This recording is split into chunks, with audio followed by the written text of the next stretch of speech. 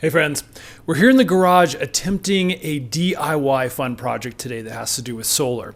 Now we're in the new house and basically I want to see if I can build a really cheap DIY portable generator just in case our power goes out. Now remember, this is a DIY project for your entertainment. I do not have any kind of certifications in either solar or electricity. So again, this is going to be an experiment for me. And hopefully you'll learn something, maybe follow along and see how you might be able to do it better. Now, obviously the easiest way to do this is to grab one of these highly portable power generators. Multiple companies make them. And again, they're super easy, super plug and play, but they're expensive. Now, my project is going to include all the components that you find in one of those portable units, except in individual pieces. And doing this way and putting everything together on this hand truck is going to allow us to do this for much cheaper. Now, there's three basic components to these portable generators. We have our battery. This is going to be our storage for all of our power.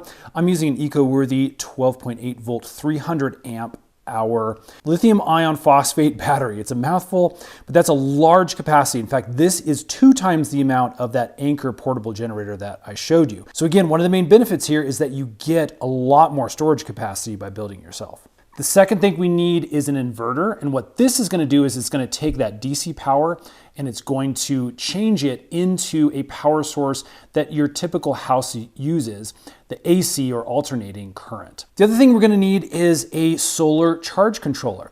This is probably the most important component as far as receiving power from the sun goes because it regulates the amount of electricity being pumped into your battery.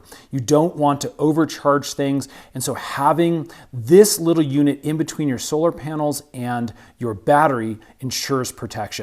Now this is the Ning2Fly MPPT solar charge controller. We're going to be really taking a closer look to make sure this can work for most of these little DIY projects. And then we're going to give it a really thorough test to make sure it does charge our battery correctly. Now we're going to be mounting everything on this hand truck here using this board. And this is just going to make our little DIY mobile unit mobile so that we can transport it around and get it into the best possible place for charging. For our solar panel, we're just going to be using this 200 watt flat solar panel here. It actually does work really great at pulling wattage, highly portable, really lightweight, and again, really, really thin. Okay, so I'm going to work a little bit in order here, just in getting things together. So in order to get power, obviously, into our charge controller, from our solar panel, we need to connect the output wires.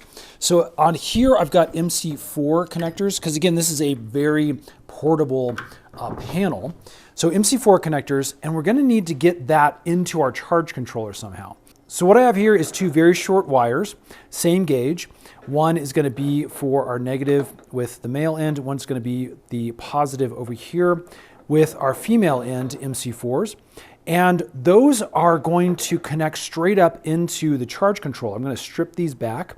And then that's going to give us a really easy way to snap this panel into the charge controller. Now, if you have a permanent setup, you can actually just take wires from your solar array and go directly into here. Again, the only reason we're doing this is to keep things really easy and mobile and allow me to move this around when need be.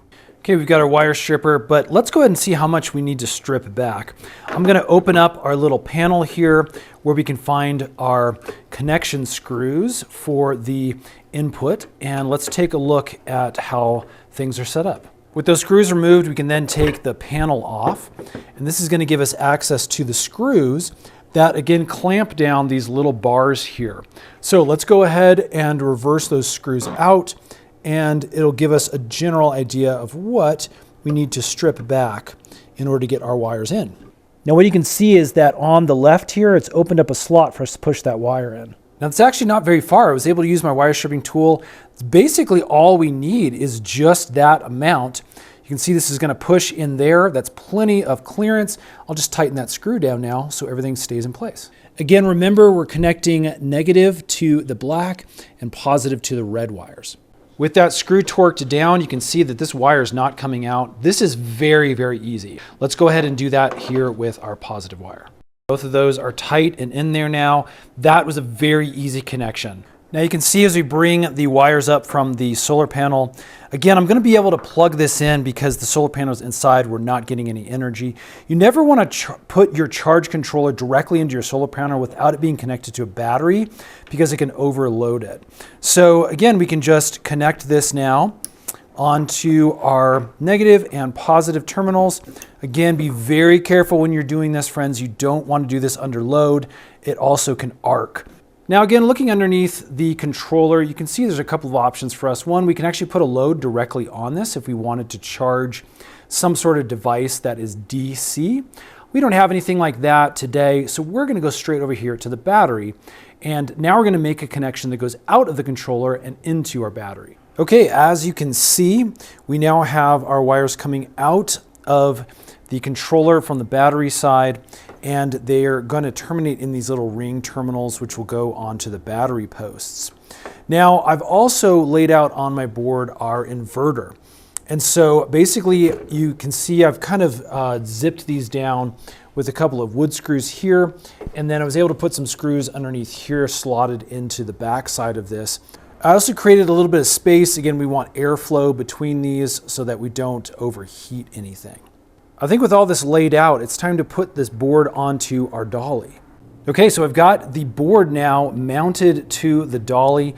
Basically, I just drilled a couple of holes in 3 different areas, and then I wrapped it with these hose clamps. You can see it just clamps right around the back there, and that seems to be holding things in super tight. So we now have our solar panel with our MC4 connectors, which will go up into the charge controller. We have our wires out, which will go into the battery, and then out of the battery on the same terminals up to here where our inverter is, and then we can plug in power on top right here. The next step is to put the battery in place. You can see I've stuck it on the bottom down here on the dolly. That helps move the weight. And then I've got this strap, and it's a ratchet strap. We're just going to move it around the battery and strap it in onto the 2 bars of the dolly to hold things in place. Okay, things are strapped in. So at this point, we can now connect our controller down onto our battery so we can get to our settings and make sure this is correct for our type of battery. So we'll get our ring terminal wire that's coming down from the charge controller, and I'm just going to put this into place here on the positive side. And then we'll do the same over here on the negative side. And with our wires connected up, we immediately get power up here on our charge controller. So we've got a couple things going on right now. We've got a load that is reading, but we also have a fault indicator. So let's see if we can troubleshoot that a little bit. The first thing I do need to do is I need to change this to the type of battery that we're using because it defaults to that lead acid. Okay, so what we're gonna do is hit the down button.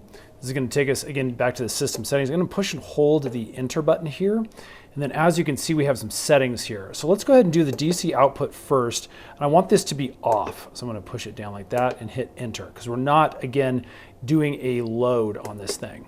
Let's go ahead and go back. And then let's go down to the battery type. I'm going to hit enter here. Again, it's on lead acid, so I'm going to go down. And then we're going to hit the enter button there. Then takes us to this screen. Again, we're on the 12.8 volt, so that looks good. Once these settings are confirmed, we need to push and hold this for another 3 seconds here. And then as you can see, it automatically switched. Okay, I've actually spent some time looking at ChatGPT just for help to make sure that everything is correct here.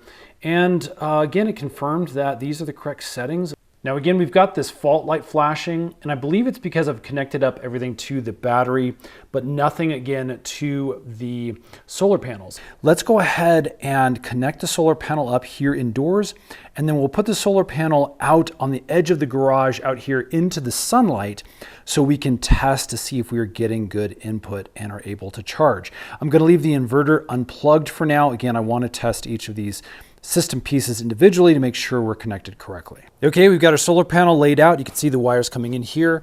Plug them into our MC4 connectors here. Immediately, the fault light went out. So again, it was looking for that PV load. Looks like it's beginning to kick on. So we've got 0.2 amps right now. We've got 27.5 volts coming in from the solar panel.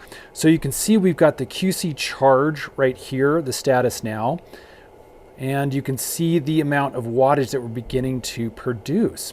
Now, just after a couple of minutes, you can see the amperage is rising now. This again is holding it right around that 27 volts, but our amperage is actually rising up a little bit. So that's really good to see. You can see the wattage is increasing. Again, it looks like this takes just a little bit of time to kind of spin up. Now here's the app for our battery. And as you can see, it's showing now that we have 4 amps that are coming in. And that's actually what I'm reading off of the controller now. So it's slowly leveling up this amperage. You can see the battery status is in fact charging. And you can see the total power we're getting roughly between 35 and 40 watts.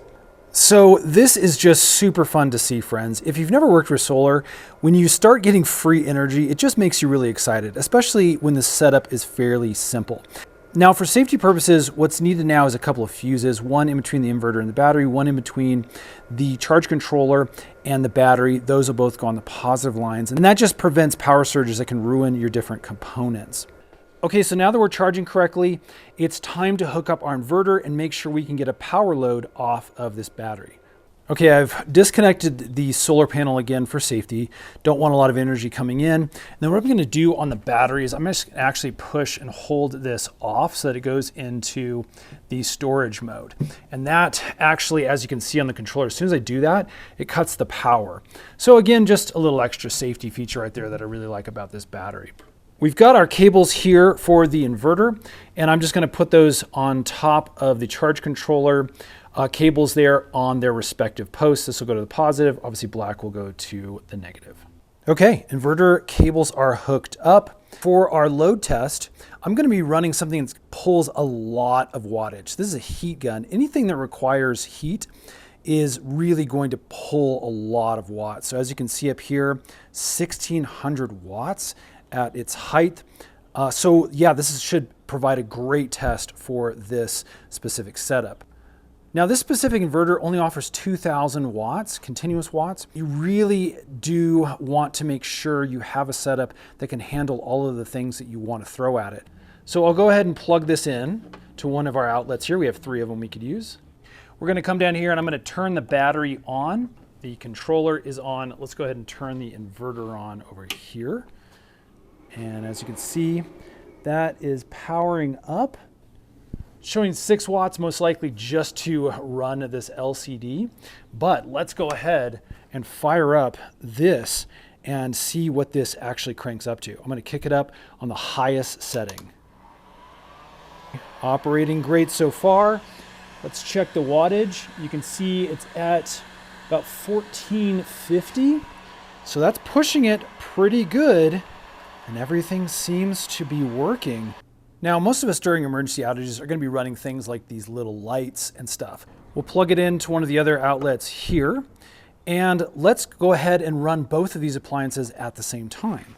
You can see that in an emergency situation, running a few lights, running some of your basic things to make sure your house is operational. You can even run a TV, a radio, all those kind of things, really is going to work fairly well. So one other feature that, again, I really am liking right now is this cutoff switch that's on the battery that actually when you press, it will release all the energy that's going up into both our controller and our inverter, just making things a little safer. Or for my specific use case scenario, it's just for long-term storage. You don't want all of this parasitic draw happening from these 2 components, just constantly drawing off your battery. So again, watch what happens when I push and hold this button to turn things off. As you can hear, it actually turned everything off. We had a little squelch up here from the inverter as it's shut off like that. But again, this is a really nice standby cutoff switch that you have right here. So you can store these things for a long period of time. And again, not having this constantly drawing off your power, especially if it's not plugged into solar panels. Really good feature. So there you go, friends. That is our little homemade DIY backup power generator, solar panel, inverter, charge controller, and battery, Honestly, all of this is going to run half the price of a lot of the portable electric generators that I've seen. And if you use these specific components, you actually will get a much stronger system and a much larger battery storage for longer use than a lot of the generators. So again, it's a little larger, it's a little more work to get things together. You have to have the right solar panel and the right kind of sun, maybe slower charging than a normal larger array. But overall, things seem to be working great. Again, for safety, we're going to put in some fuses here. But overall, I'd say this is a fun experience, and I've had a really good time with it. If you're interested in building this for yourself, I'll put a list of these components in the description box below. What do you guys think? Are there some things in here that you would do way different? Is there anything that I have overlooked or missed? Is there anything you would do differently? Let me know in the comments below. And subscribe, we'll do a bunch more of these. We'll do a follow-up video too when we get some other components in. Hopefully to give some more tests, maybe some real world environment things. Subscribe, and we will see you again on the next one.